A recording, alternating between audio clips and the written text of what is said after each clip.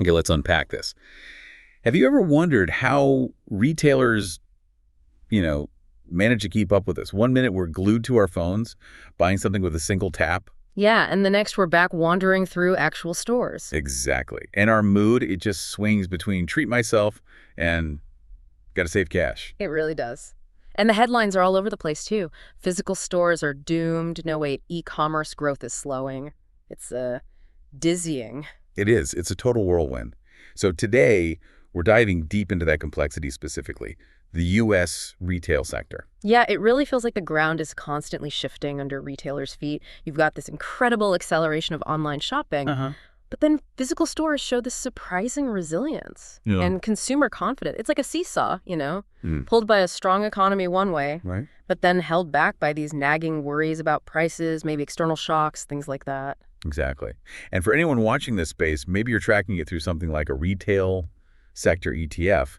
Well, understanding these dynamics is just essential. Absolutely critical. So our mission for this deep dive is really to cut through all that noise. We've pulled together a stack of recent analyses, outlooks from giants like Deloitte, McKinsey, MarketSource, the Richmond Fed, NRF. A lot of heavy hitters there. Yeah.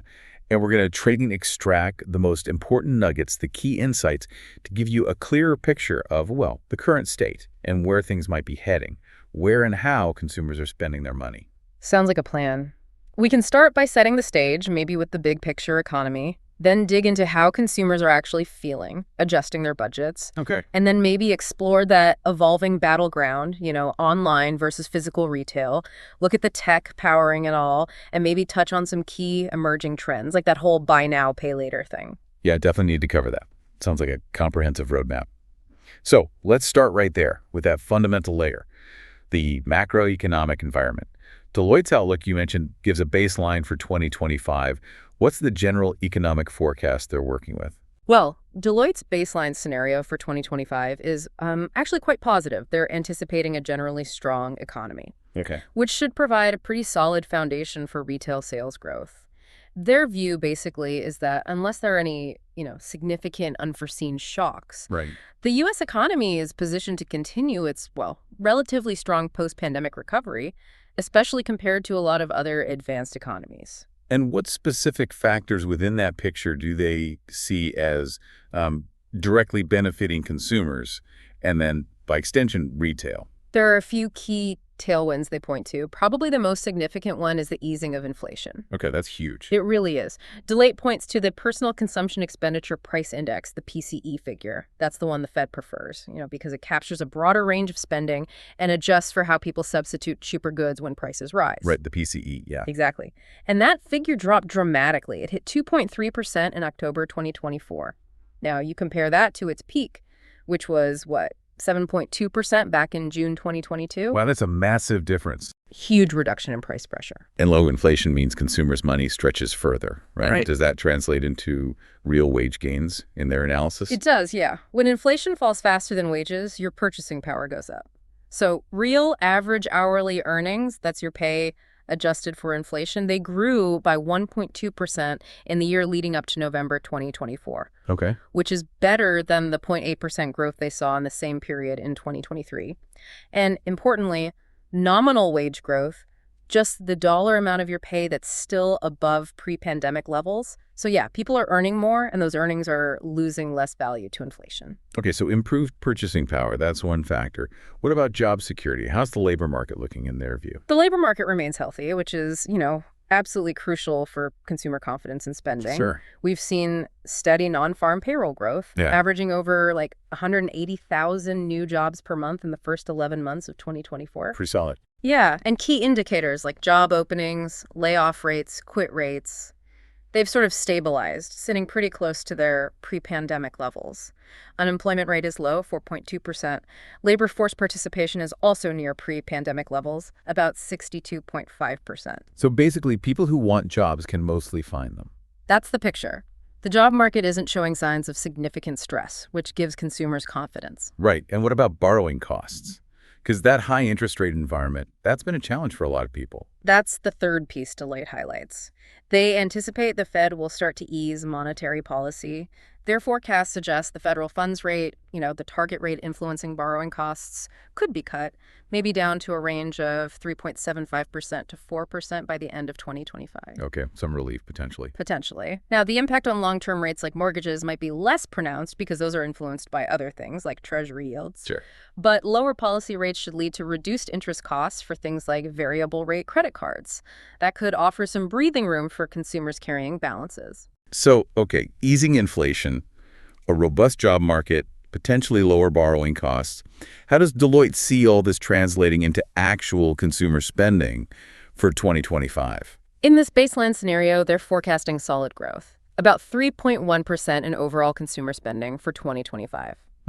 And one particularly interesting point is the expected strength in durable goods spending. Ah, the big ticket items. Exactly. Things meant to last, appliances, furniture, maybe cars. Deloitte projects a healthy 4.7% growth there in 2025. That does suggest confidence, doesn't it? Making those bigger purchases. It really does. It suggests consumers feel confident enough about their finances and, the future to commit to those longer-term purchases. That's a strong signal for certain parts of the retail sector. Okay, that's the optimistic picture. Does Deloitte outline a potential downside? Like what could derail this positive outlook? They do, yeah, though they assign a lower probability to it. The primary risk they flag is a sharp escalation in trade tensions, specifically a significant hike in tariffs. Ah, tariffs. Okay. Yeah. For example, they modeled a scenario with a 60% tariff on goods from China and 20% on goods from all other trading partners. Whoa. Yeah.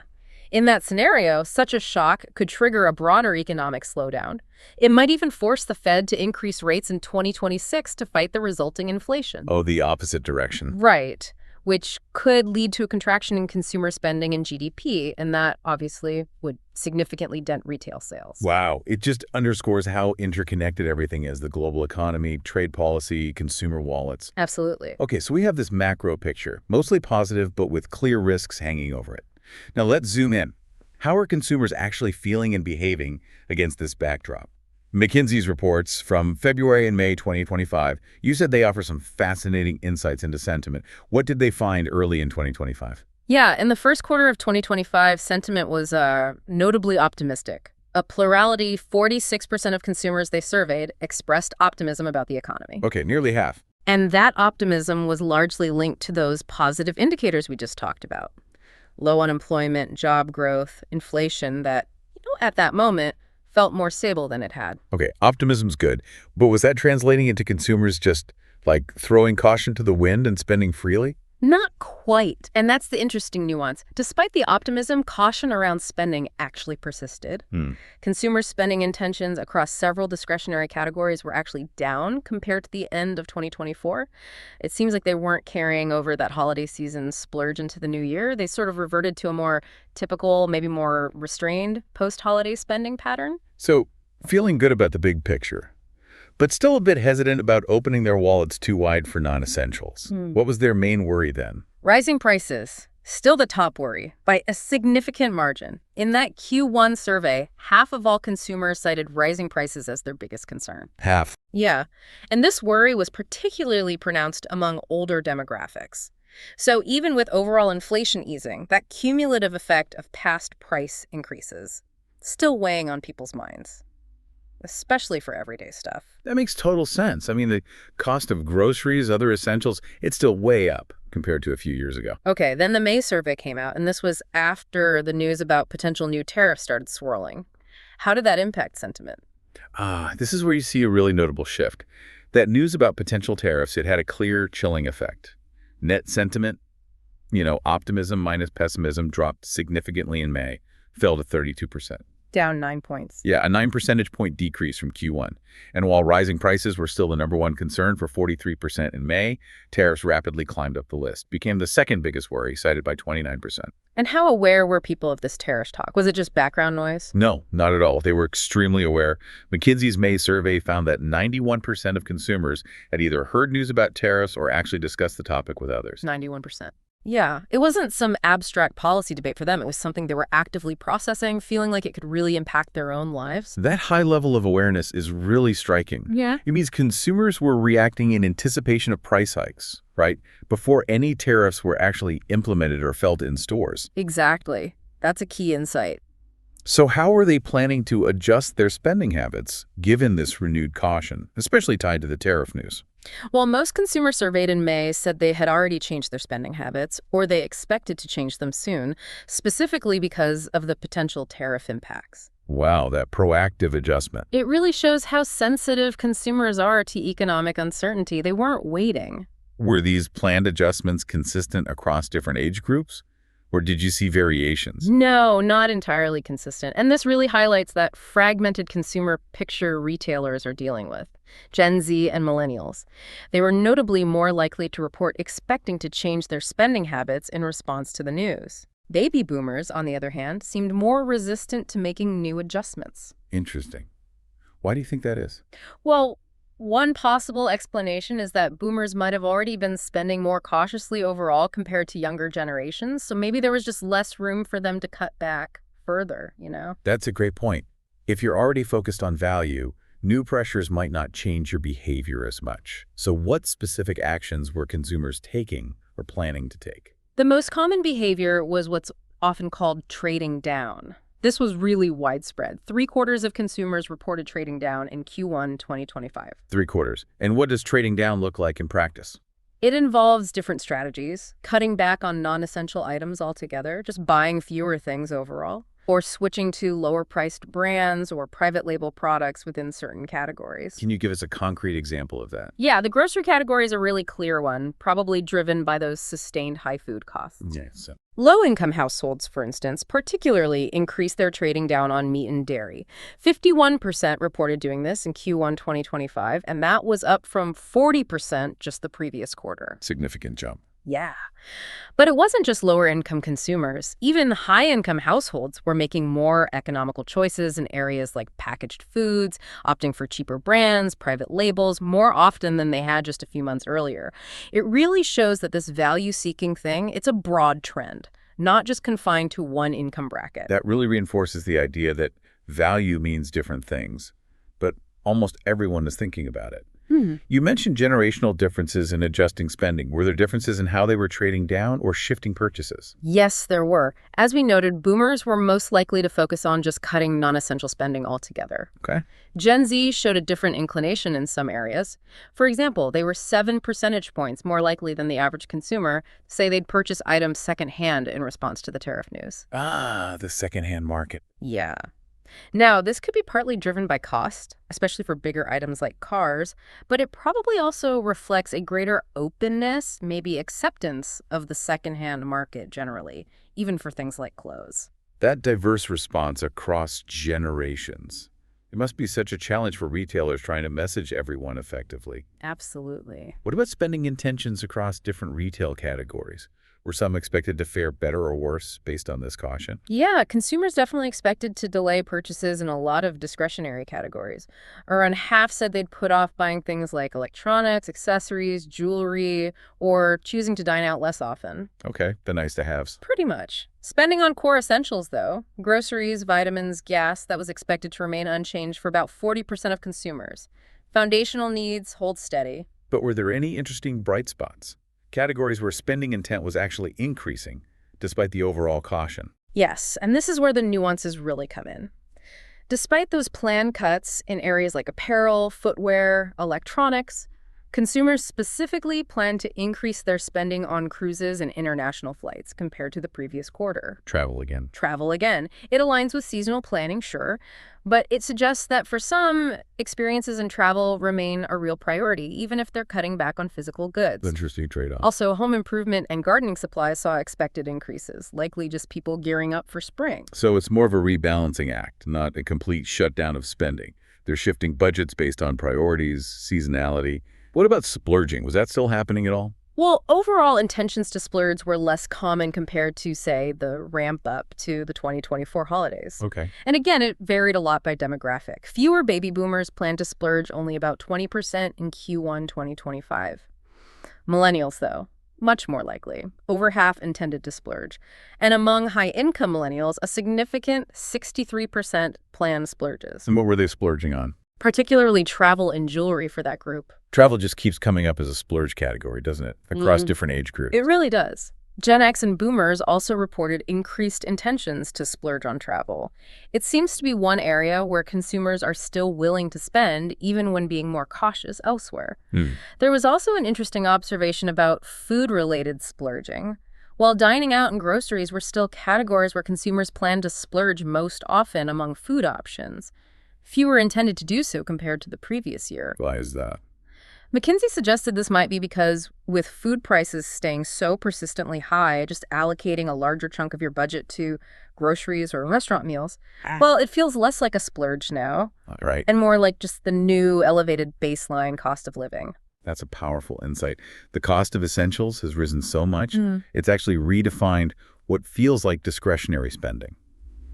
Wow. Okay, so how on earth do retailers navigate this incredibly complex landscape? You've got consumers who are price sensitive, but also value experience, optimistic big picture, but worried about their own budget, and whose behavior varies so much by age and income. Yeah, it's tough. And this brings us right back to Deloitte's point about the absolute necessity of engaging the value-seeking consumer. Right. Retailers have to understand that value today is this multi-dimensional concept. It's not just the lowest price tag anymore. So what else is it? Well, for some, value means high quality. For others, it's about a seamless experience or convenience, or even how the brand aligns with their personal values.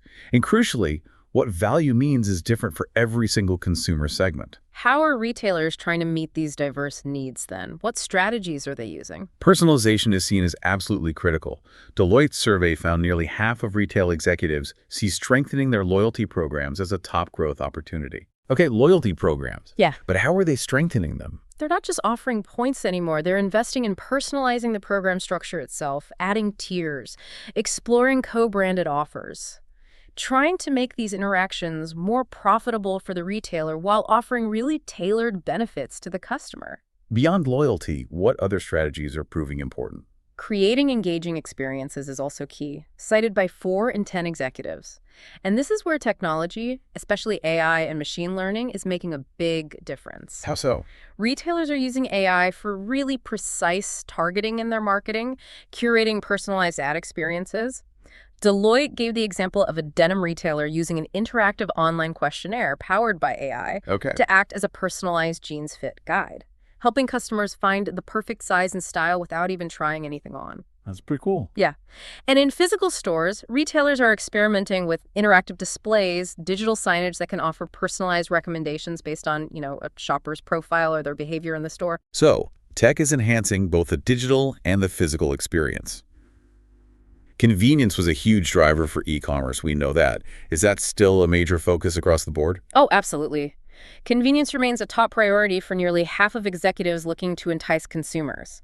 This involves improving logistics, things like last-mile delivery options. Getting stuff to people faster. Exactly, and ensuring accurate, real-time inventory visibility. So shoppers know if an item is actually in stock online or at their local store before they bother going. That inventory visibility is huge.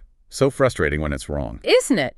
And generative AI is also seen as a way to create consumer efficiencies. Things like AI-powered product recommendations, price comparisons. 7 in 10 executives expect to see increased use of these tools within the year. And despite all this talk of value beyond price, are traditional discounts and promotions still a major lever retailers are pulling? Yes, definitely. Perhaps more than ever, actually. 8 in 10 executives anticipate an escalation of price wars in the coming year. Wow, price wars. But even here, AI is playing a role.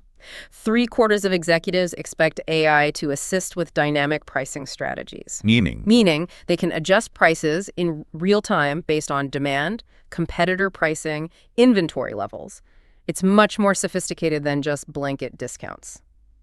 It sounds like technology, especially AI, is just absolutely central to delivering this kind of personalized, efficient value proposition. What are the biggest roadblocks retailers face in actually implementing these sophisticated strategies? Well, the fragmented consumer base itself is obviously challenging. It requires immense effort just to understand and cater to all those diverse needs. Sure. But a major internal hurdle is often outdated legacy systems and data silos. Many retailers have systems built up over decades that just don't talk to each other. Right, the old tech problem. Exactly. It means it can take days to collect and analyze data that could inform quick decisions. This tech debt, it's expensive and time-consuming to address. But necessary. absolutely essential because data quality is paramount for these AI tools to work effectively. Whether it's for forecasting, inventory management, personalization, without good, clean, accessible data, the AI is basically useless. So legacy technology is a real constraint on their ability to adapt quickly. Okay, let's shift gears a bit from those operational challenges to the retail landscape itself. That ongoing evolution of where and how people shop. The interplay between physical stores and e-commerce. Navidar's report you mentioned paints a compelling picture of the e-commerce world. Yeah, they really underscore that e-commerce isn't just some side channel anymore. It's a massive, dynamic market segment. They estimated it hit, what, $1.2 trillion in sales in 2024? Trillion. Yeah. And this is just a continuation of that fundamental long-term shift in consumer behavior, from shopping exclusively offline to increasingly shopping online. And within that huge number, mobile commerce shopping on phones, that's a huge piece, right? It's enormous and growing incredibly rapidly. M-commerce, they reckon, accounted for $568 billion in sales in 2024. That's 48% of all U.S. e-commerce sales. Almost half. Almost half. And as a share of total retail sales, M-commerce reached 7.7% in 2024. The growth rate is just staggering, a 20% compound annual growth rate CAGR since 2018. Wow, 20% average growth per year. Yeah, and that's resulted in a 120% increase in its share of total retail in just 6 years. Went from 3.5% to 7.7%. That kind of growth fundamentally changes the market structure. Yeah. What are the main drivers behind this relentless e-commerce expansion? What's pushing it? Well, the foundation is just high mobile and overall online adoption rates. Most people are connected and comfortable online now. Sure. Then there's the sheer breadth of products available online across countless categories, countless retailers. Endless aisle, basically. Pretty much. But fundamentally, e-commerce offers these meaningful advantages over offline retail that really resonate with consumers. And these advantages are constantly being enhanced by new tech. How does e-commerce growth compare to traditional brick-and-mortar retail growth these days? Oh, e-commerce is growing significantly faster. Navidar estimates online sales are expected to grow around 10% annually, while offline retail is projected more, around 3%.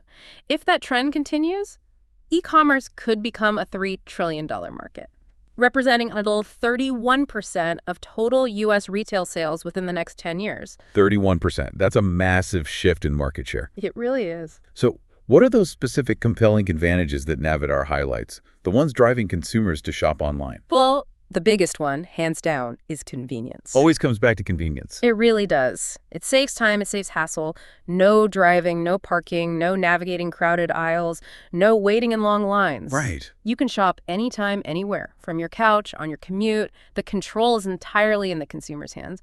Plus, you've got helpful tools instantly available, customer reviews, product videos, easy search. Yeah. And Deloitte's data backs this up too. They showed retailers who focused on convenience drove something like 67% of total market growth between 2016 and 2019. Wow. Okay. Convenience is king. What about finding the best price and having choices? How big a factor is that online? Huge. Price discovery and selection are massive online advantages. Consumers are actively seeking savings, and e-commerce makes it incredibly efficient to compare prices across different retailers. Like checking multiple sites in seconds. Exactly. One source noted that 72% of consumers check prices and reviews on Amazon before making a purchase anywhere else. 72%. That really shows Amazon's dominance in just setting the benchmark for price comparison. It really does. And it highlights consumer price sensitivity. 57% of consumers say the lowest price is the most important factor in where they ultimately decide to buy. Over half. Yeah.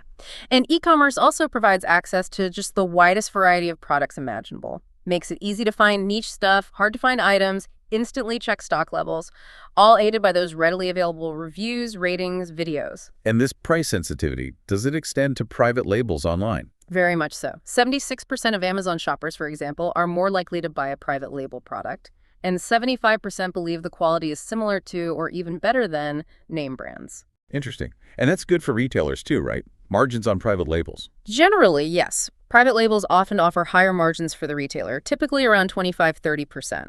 Navidar mentioned companies like Warby Parker, Readers.com, examples of businesses leveraging these online advantages, right? Selection, value. Exactly. They built their entire models around the efficiency and reach of e-commerce to disrupt traditional markets.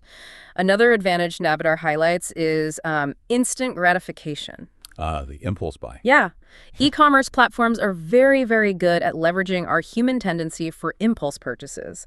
One survey found 73% of respondents reported their online purchases tend to be spontaneous. That ease of buying with just a click really facilitates it. So convenience, price, selection, even triggering impulse buys. Yeah. Powerful online drivers. What technologies are specifically enhancing the e-commerce experience right now? Well, the mobile phone is just foundational. It completely changed how and where people shop. It allows shopping anywhere, anytime, even inside a competitor's store. Get this, 65% of shoppers use their phone in-store to price compare elsewhere. Wow. Showrooming is alive and well. Oh, yeah. And QR code usage is growing too. 56% have used them to quickly access product details, promotions, that kind of thing. How are retailers optimizing their online presence specifically for these mobile users then? Well, they're adopting mobile-first design principles because so much shopping happens on phones now. 48% of online shopping is on mobile. Makes sense. They're also developing dedicated mobile apps for a smoother experience, optimizing their sites for voice search, which is expected to account for, 50% of all searches soon. 50% via voice. Yeah, and integrating digital wallets, mobile payment options for fast, seamless checkouts. It's all about reducing friction on mobile. Mobile is clearly central. What about social media's role? How is that playing into reaching customers and driving sales? Oh, it's huge. Online entertainment, social platforms, they provide access to absolutely massive, engaged consumer pools, and social commerce, where purchases happen directly within or via social networks, that's growing significantly. 30% of online purchasers report buying via social networks. So people are discovering products there. Absolutely. Yeah. Discovering products, discovering brands through content recommendations. And influencers are a big part of that discovery, I assume? A very big part. Yeah. Influencer marketing is a growing industry, attracting significant ad spend, increasing reach. 37% of consumers say they've bought something after seeing Amazon influencers. Interesting. Consumers also use things like live streams, unboxing videos to get a sense of products they can't physically touch. And here's a striking stat. 9 out of 10 people are willing to buy from brands they follow on social media. 9 out of 10. That's incredible engagement. It is. And the concept of shoppable media is expanding beyond just traditional social networks, too. Deloitte gave the example of Netflix partnering with Google Lens, Oh, yeah. allowing viewers to use their phone to identify and then shop for items they see in shows. That integration of content and commerce is fascinating. Does this kind of social commerce help retailers lower the cost of acquiring new customers? Yeah. Compared to traditional ads? Potentially, yes.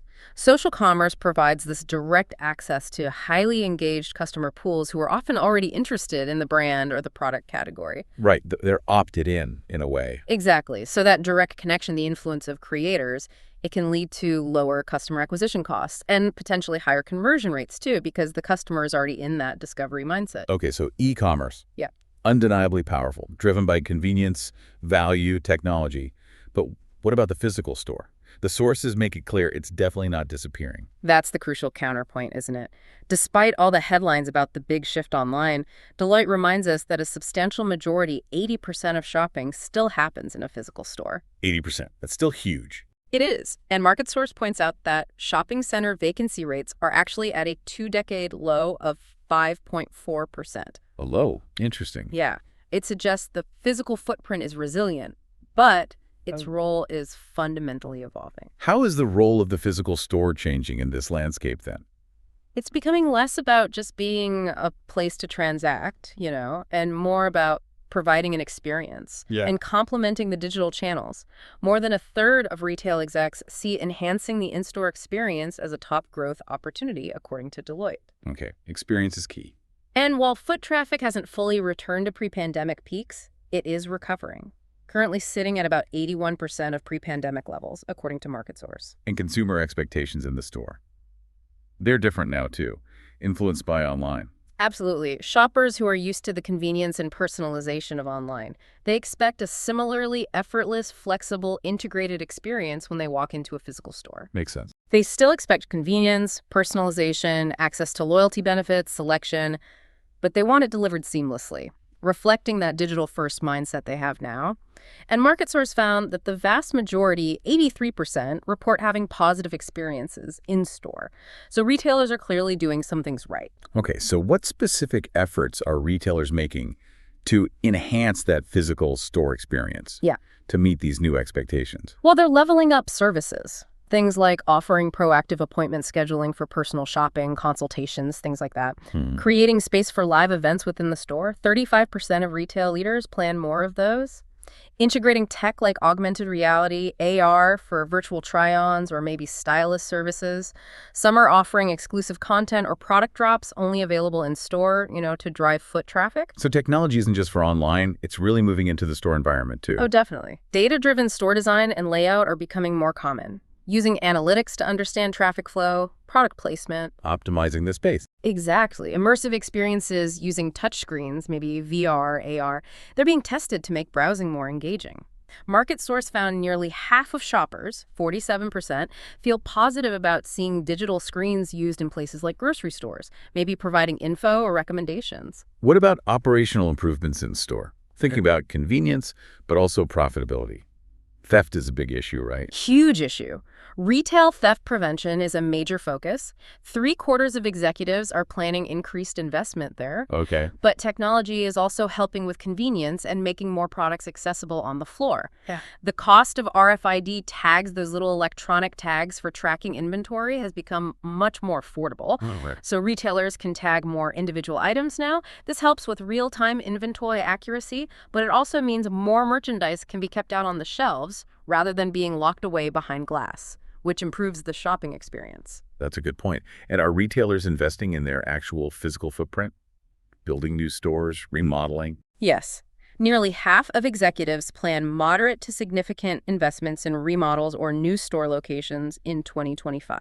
But strategically, presumably. Very strategically, focusing on convenient locations, developing smaller format stores, especially for urban areas or specific categories, and creating destination stores. What's a destination store? Think flagships that offer unique experiences, not just products. Maybe they have cafes, workshops, interactive exhibits, reasons to go beyond just buying something. Okay. This all clearly points to the lines between online and physical just blurring completely. It sounds like omnichannel isn't just a nice-to-have anymore, it's table stakes. It absolutely is. Market Source and Deloitte both really hammer this point home. Omnichannel shoppers, the ones who use both physical and digital channels, they are significantly more valuable to retailers. How much more valuable? According to Deloitte, they spend 1.5 times more than customers who shop using only one channel. Wow, 1.5 times. Yeah. The big challenge for retailers, though, is making the seamless integration profitable. Because managing multiple touchpoints, often using third-party vendors for things like last-mile delivery, it adds complexity and cost. So what's the key to a successful omni-channel approach from the consumer's perspective? What do they want? Seamless communication and a smooth customer journey across all channels. 61% of global shoppers specifically want their data, their preferences to follow them. From online browsing to the in-store experience and back again. Can you give an example? Sure. Like a customer checking real-time inventory for a specific size and color at their nearest store using the retailer's app. Or maybe using a digital kiosk in-store to connect via video with a remote expert who can give them more product info or advice. Got it. It's all about ensuring every touchpoint feels connected and contributes to a single positive overall experience. So the most successful retailers won't be just great online or great in-store. They'll be great at connecting the two seamlessly. Okay, let's move now to the underlying operational shifts and the technology driving retailers' ability to actually operate in this complex environment. Deloitte talks about the pressure to master efficiency and this move from mass to micro. What does that transformation entail? It's really a fundamental rethinking of how retail operates. Historically, retailers focus on efficiently matching goods for the broad masses of consumers. Like one size fits many. Exactly. Now, driven by data and the need for personalization, the focus is shifting to delivering highly tailored micro experiences for individual consumers. It's about understanding and serving individual needs, but doing it at scale. And why is finding efficiency so critical right now? What's the pressure? Well, retailers are under immense pressure to just do more with less. You've got rising costs, supply chain complexities, intense competition. Cost reduction is a top priority.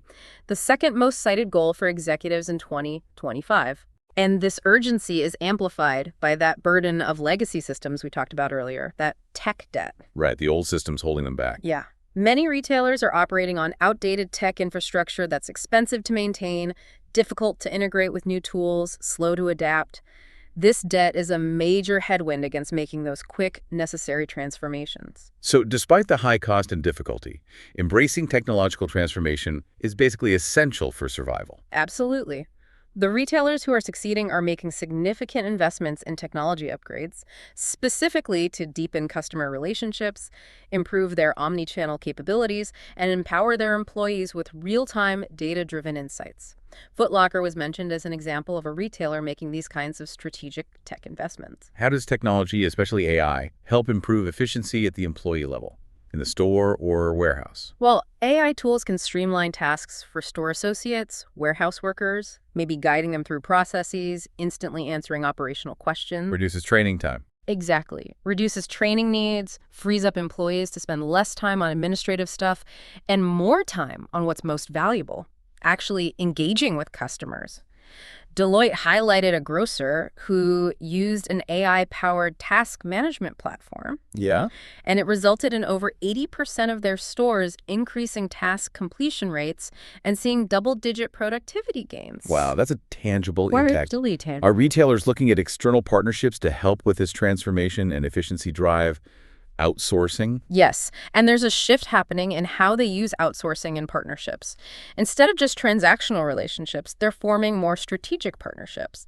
To improve core capabilities they might struggle with internally, like complex space management or omni-channel fulfillment logistics, or critical areas like data privacy and cybersecurity. And helps with talent too, presumably. Yes, it allows them to offload the need to hire and retain expensive, highly specialized talent in those specific areas. Supply chain optimization is another area where efficiency is crucial, especially with all the potential disruptions we still hear about. It remains a critical focus, absolutely. 3 in 10 executives are specifically investing in technology to modernize their supply chains.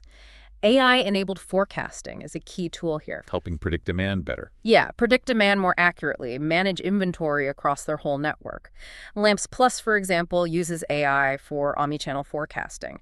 But despite these tech investments, challenges persist. Dealing with fragmented consumer demand, fluctuating volumes, ongoing global supply chain issues, increased transportation costs. It's still tough. Beyond just operational efficiency, how are retailers approaching strategic growth in this environment? Deloitte mentions M&A mergers and acquisitions. Is that picking up? Yeah, M&A is being used not just for traditional scaling, like getting bigger, but strategically. To achieve specific goals in this evolving market, retailers are looking to acquire diversified revenue streams and, importantly, to accelerate their progress towards the mass to micro goal we talked about. How does M&A help with the mass to micro transition specifically? By acquiring companies that bring specific capabilities or maybe new customer segments. The top acquisition targets for retailers right now. Tech players, 40% of execs cited that, followed by brands, 31%, logistics companies, 29%, and digitally native players, 28%.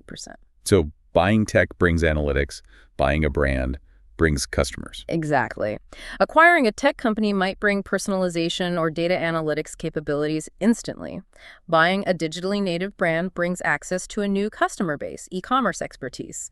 Acquiring logistics capabilities strengthens their omni-channel fulfillment. Any real-world examples of this kind of strategic M&A? Yeah, a notable one is Walmart purchasing Vizio, the TV and advertising platform. Right, I remember that. So that allows a mass merchant like Walmart to gather more granular consumer data directly from households, tailor advertising much more precisely, and generate entirely new revenue streams from ad sales, moving beyond just selling physical goods. That's a big shift. Another example given was a large farm and garden supply chain company buying an online pet pharmacy. That significantly expanded their addressable market by like $15 billion and added a whole new category. It's about finding new points in the customer life cycle, new revenue streams that complement their core business. That really shows a willingness to think outside the traditional retail box. Okay, we've mentioned AI so many times, it feels like the thread connecting everything. Let's focus specifically on its pervasive influence across the retail sector. Is it still mostly hype, or are we seeing concrete results now? According to Deloitte, NRF, Navidar, all the sources really, AI is definitely moving beyond the hype phase. It's delivering tangible successes. For instance, retailers using AI-powered chatbots during Black Friday weekend, they reported a 15% better conversion rate compared to those who didn't. 15%. That's a clear impact on the bottom line. Definitely. Where else is AI proving its worth in retail? Well, improving demand forecasting and inventory management is a major area. 6 in 10 retail buyers saw improvements there thanks to AI-enabled tools in 2024. Getting inventory right. That's fundamental. It's fundamental to profitability. Having enough stock without being overstocked, it's a complex puzzle, and AI is really helping solve it. And back to personalization, which we keep touching on. How critical is AI there? It's foundational for achieving true hyper-personalization. 7 in 10 retail execs expect to have AI capabilities for personalizing customer experiences within the year. Okay. Generative AI, in particular, is enabling the creation of dynamic, highly personalized content on the fly. Think personalized product recommendations, tailored marketing messages, powering more sophisticated, real-time virtual assistants and chatbots that can interact much more like a human. And predicting needs, too. Yeah, its predictive capabilities allow retailers to anticipate what a shopper might want or need, maybe even before they explicitly search for it. It really does seem like AI can touch almost every aspect of the retail business. It truly can. Beyond the customer-facing stuff, it's streamlining back-end operations, too. Optimizing store layouts, accelerating product design by analyzing trends and preferences, automating customer service tasks, call centers, making those chatbots much more intelligent and capable. With all this amazing potential, what are the obstacles, the concerns retailers and consumers have about this rapid adoption of AI? VNRF mentioned some. Yeah, one major obstacle is still integration. Fitting these new AI tools into those existing legacy systems we discussed, it's complex, it's costly. Right. There are also significant concerns around data privacy. Ensuring customer data used to train and power AI is handled responsibly, securely, that's huge. The NRF notes that the initial easy wins with AI, like simple chatbots, might be over. Further progress means tackling these deeper integration and data challenges. And is there concern about trust, security? Absolutely. For consumers to accept these AI-driven experiences, transparency and ethical data use are paramount.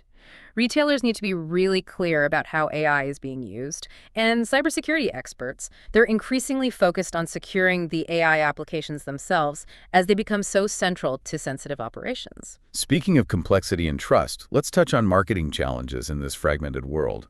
The NRF highlights that it's just getting tougher for retailers to capture attention to connect. It really is. Retailers need to constantly, as they put it, hone their marketing mojo, because a one-size-fits-all approach, it just doesn't work anymore. Each generation requires a distinct, nuanced approach. How do the approaches need to differ by generation? What are the key differences? Well, for Gen Z, authenticity and social responsibility are crucial. They want to buy from brands whose values align with their own ethics. Okay. Millennials prioritize experiences and personalization, and they expect brands to engage with them seamlessly across multiple platforms. Gen X tends to value convenience and efficiency. They want hassle-free, straightforward interactions. Like baby boomers. Baby boomers look for clarity, trust, reliability, and they really value strong customer service. So messaging that resonates with one group might completely miss or even alienate another. That's a huge challenge, tailoring messages across such diverse expectations. Mm-hmm. What other factors make marketing so complex right now? Well, there's a growing mistrust in advertising generally, partly due to just overexposure, partly privacy jitters. Right. The customer journey itself has become incredibly complex, non-linear. People don't typically follow a straight path from seeing an ad to buying something anymore. It's all over the place. Exactly. Figuring out the key touch points that actually influence a purchase is much harder now, and it varies hugely depending on the product to the individual. Plus, there's just product saturation everywhere. Shoppers are often overwhelmed with choices, taking longer to evaluate options because so many products are competing for their attention, online and in-store. That sounds like a really tough environment for marketers trying to break through all that noise. Let's briefly revisit supply chain resilience. The NRF flagged that as still being important. Yeah, the goals for 2025 supply chains are clear. They need to be adaptable, efficient, resilient. There are still significant external risks out there, like the potential for a strike at East Coast ports or ongoing uncertainty around tariffs with key partners like China, Mexico. But are retailers better prepared now than, say, during the peak pandemic disruptions? Generally, yes, largely through technology. They're using AI and machine learning, not just for basic inventory tracking, but to build predictive capabilities into their supply chains. How does that help? It helps them anticipate potential disruptions, whether it's a port issue, a sudden change in demand, a raw material shortage, and adapt before it becomes a full-blown crisis. being more proactive. Are there specific technologies to watch in the supply chain space? Things that are gaining traction? Trends to keep an eye on include the increasing use of robotics and automation in warehouses, distribution centers to improve speed and efficiency, and enhanced tracking technologies like blockchain, which can provide greater transparency and traceability throughout the whole supply chain. All right, that gives us a really comprehensive picture of the core dynamics: the economy, consumer behavior, the channel evolution, operational challenges, and that driving force of technology, especially AI. Let's wrap up by looking at a couple of key emerging trends that are influencing retail, starting with health and wellness. Yeah, the NRF points out that health and wellness continues to be a major priority for U.S. consumers. It's not a passing fad. It's a large and growing market segment estimated at $480 billion in the U.S. alone. Wow, $480 billion. And expanding at a healthy clip, around 10% yearly. And where are consumers focusing their spending within health and wellness these days? What's trending? There's a clear shift towards more science-backed products and services. Consumers are increasingly investing in things like at-home diagnostic tests to understand their own health data better. Wearable technology like biometric rings or continuous glucose monitors paired with sophisticated apps. And there's also an amplifying dialogue and increased spending around specific areas like menopause products, preventive medicine aimed at healthy longevity. Wow. And of course, the impact of new weight loss drugs like GLP-1s. Those are used for managing blood sugar, but have significant weight loss effects, and they're influencing demand for related products and services too. That suggests retailers in this space really need to emphasize credibility, scientific backing to resonate with consumers. Okay, finally, let's discuss a trend that has seen absolutely explosive growth and has significant implications for both retailers and consumer finance. Buy now, pay later, BNPL. The Richmond Fed recently published an economic brief digging into this. Yeah, this is a really critical trend to understand because BNPL has, well, incredibly quickly become a significant and highly popular form of consumer payment. So what is it exactly at its core? At its core, it's a type of short-term financing. Consumers can purchase goods or services and pay for them in interest-free installments. Most commonly, it's structured as a pay-in-4, model for equal payments, typically spread over 6 weeks. And how rapid has the growth actually been? Do we have numbers? The growth has been truly explosive. The Richmond Fed brief cited data showing the number of BNPL loans originated by just the top 5 lenders in the U.S. It surged from 16.8 million in 2019 to 180 million in 2021. Whoa. That's more than tenfold in 2 years. Incredible growth. And the total value of these loans jumped from $2 billion to $24.2 billion in that same short period. Billion with a B. Yeah. Now, that data is a little older, but a New York Fed survey in October 2023 found 20% of consumers surveyed reported having used BNPL. 1 in 5. 1 in 5 adults. And based on growth reported by just one major provider, the total issuance by the top 5 lenders could be estimated around $36.3 billion in 2024. The market size is still expanding rapidly. Who are the main companies offering these BNPL services? Are they banks? No, they're primarily fintech firms. Companies focused on financial technology. You know, names like PayPal, Afterpay, Affirm, Klarna, Zip, Cecil. Those are the big players. And how do these companies make money if the loans are interest-free? Well, their primary revenue stream comes from fees charged to the merchants, the retailers who choose to offer BNPL as a payment option at checkout. The merchant pays? Mostly, yes. They also generate some revenue from late fees charged to consumers who miss their installment payments. Why are merchants willing to pay these fees? Are they higher than credit card fees? Often, yes, they can be higher than the interchange fees charged by credit card companies. Merchants are willing to pay because they see clear benefits. Surveys, retailer data, it all shows that offering BNPL can increase overall sales volume, improve conversion rates, turning browsers into actual buyers, and increase the average order value, the ticket size. So people buy more and more often. Yeah. That's the idea. From an economic perspective, you could see it as a form of price discrimination. It allows merchants to offer a kind of interest-free subsidy to consumers who are maybe more price-sensitive or perhaps don't have sufficient credit or funds readily available to make the purchase otherwise. It expands their potential customer base. Are there any potential downsides for the merchants who adopt BNPL? Potentially, yeah. If a merchant promotes BNPL heavily, they might end up shifting existing customers who would have just paid with a less expensive method like a debit card over to the more costly BNPL option. Cannibalizing their own sales, in a way. Could be. And if the increased costs from those BNPL fees eventually outweigh the benefits from incremental sales, well, theoretically, it could lead to higher prices for all consumers down the line. Plus, once BNPL is widely adopted and customers expect it, it can be really difficult for merchants to stop offering it without risking losing sales. Right, it becomes the norm. Now, let's flip it. Look at it from the consumer's perspective. Who is typically using BNPL? And what are the potential risks to them? Research indicates that consumers who use BNPL tend to have riskier credit profiles compared to the general population. Meaning? They're often younger, maybe have lower levels of education, higher existing debt burdens, lower credit scores.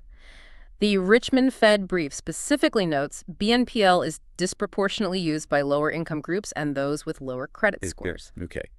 Does using BNPL impact their overall spending or financial health? Studies suggest that access to BNPL does increase consumers' total spending levels and also the proportion of their spending allocated to retail purchases. Makes sense. It feels cheaper up front. Right.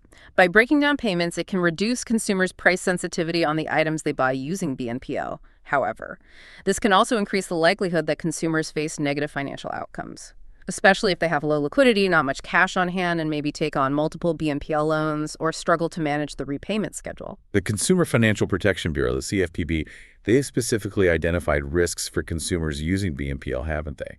Yes, the CFPB has definitely raised concerns. They point to inconsistent consumer protections compared to traditional credit cards, like maybe a lack of standardized cost disclosures up front, or minimal formal dispute resolution rights if there's a problem with the purchase.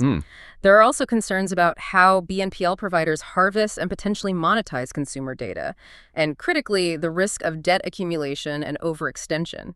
Consumers taking on multiple BNPL loans simultaneously, maybe borrowing more than they can realistically afford to repay across all their different obligations. So what has the regulatory response been to these concerns? Has anything changed? Yes, the CFPB has taken significant action. Just recently, in May 2024, they issued a ruling classifying BNPL lenders as credit card providers under the Truth in Lending Act. Okay, that sounds important. What does it mean in practice? It's a major step. It means BNPL providers are now required to investigate disputes raised by consumers, provide refunds or credits for returns or cancellations, and furnish billing statements, basically bringing them much more in line with the consumer protections offered by traditional credit cards. This regulatory action seems to tie into a broader financial stability concern the brief discussed, something they called phantom debt. What exactly does that mean?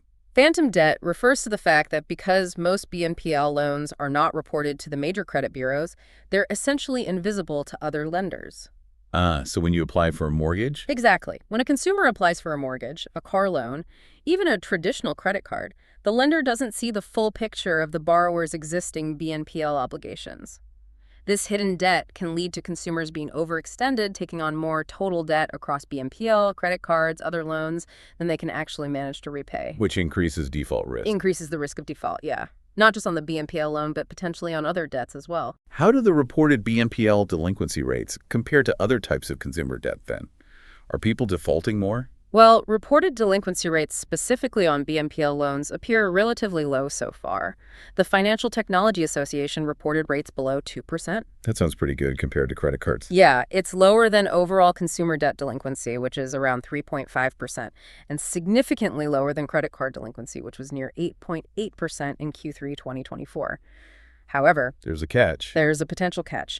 The brief argues this is likely a lower bound measure because of something called spillover effects. Spillover effects. Can you explain that? What does that mean? It means that using BNPL might negatively impact a consumer's ability to pay other debts, even if they manage to keep up with their BNPL payments themselves. How? For example, many BNPL loans use autopay, pulling directly from a consumer's bank account. While this helps ensure the BNPL payment gets made, it reduces the consumer's available bank balance, which might make it harder to pay other bills or could lead to increased reliance on credit cards for everyday expenses, pushing up credit card debt.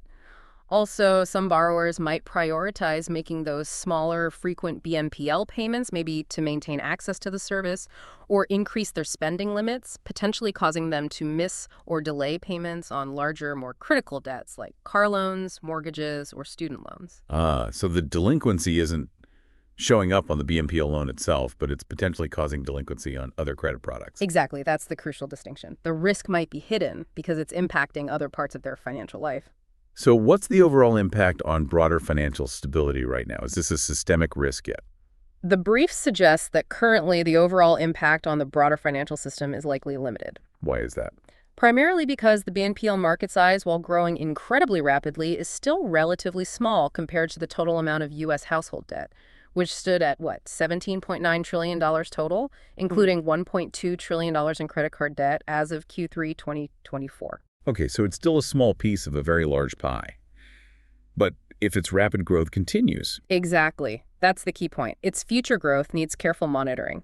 Because BNPL services often have lower lending standards, and the loans aren't typically reported to credit bureaus. They can serve as an entry point for risk and debt accumulation, particularly for more vulnerable consumer groups. so the conclusion is more monitoring needed. Yeah, the brief concludes that policymakers, the BNPL industry itself, they need to collaborate on ensuring effective oversight, promoting responsible lending practices, enhancing consumer protections as the market continues to expand, to mitigate potential future risks, both to individual consumers and potentially to broader financial stability down the road. It's clear that BNPL is a trend that, offers significant convenience, definitely drives retail sales, but it also introduces these complex new dynamics and potential risks that need really careful attention as it becomes more and more integrated into how we pay for things. A definite area to watch closely, right at that intersection of retail and finance. Absolutely. Well, this has been a fascinating, really deep dive into the forces shaping U.S. retail right now. We've seen such a complex picture, an economy that's generally supportive, but, vulnerable to shocks like tariffs, a consumer who's juggling optimism with caution, constantly seeking value in all sorts of different ways, actively shifting where and how they spend. Right. That constant rebalancing act. Yeah. We've explored the evolving landscape where e-commerce is dominant, but physical stores are fighting back, offering enhanced experiences, and how technology, especially AI, is just absolutely critical for retailers trying to understand and serve this fragmented, value-seeking consumer. The tech piece is unavoidable now. Totally. And we've delved into the rise of new financial tools like BNPL, which offer convenience, but introduce these new wrinkles in consumer debt and potential financial stability concerns. I think the message coming through is clear. Retailers just cannot afford to stand still. Success really hinges on rapid adaptation, moving toward those personalized, efficient mass-to-micro strategies we talked about. Integrating their physical and digital channels into a seamless, effortless customer journey, that's no longer optional. It's essential for capturing the most valuable shoppers. And fundamentally, building and maintaining trust, whether that's through transparent data practices, ethical AI use, or responsible financial product offerings like BNPL, that's paramount in such a crowded and complex market. So the key takeaway, really distilling it down from all these sources, is that the future of retail is far more nuanced than just selling products online or in a store. It's really about delivering tailored value, convenience, and genuinely engaging experiences across a landscape that's just constantly evolving. Well said. It requires a deep understanding of increasingly diverse consumers and the ability to leverage data and technology ethically, efficiently to meet their needs. Exactly. And perhaps a final provocative thought for you, the listener, to ponder as you watch the retail sector unfold. Given the growing use of the NPL, particularly by younger and lower income consumers, and the fact that these loans aren't always fully visible to other lenders, what does this hidden phantom debt really mean for overall consumer financial health and stability if BNPL continues on its current rapid growth trajectory? It's a question that reaches beyond just the act of buying something, isn't it? It touches on the broader financial ecosystem. That's a powerful point to leave it on. Definitely something worth thinking about as we see how this all plays out. Thanks so much for guiding us through this complex but absolutely critical sector in our deep dive today.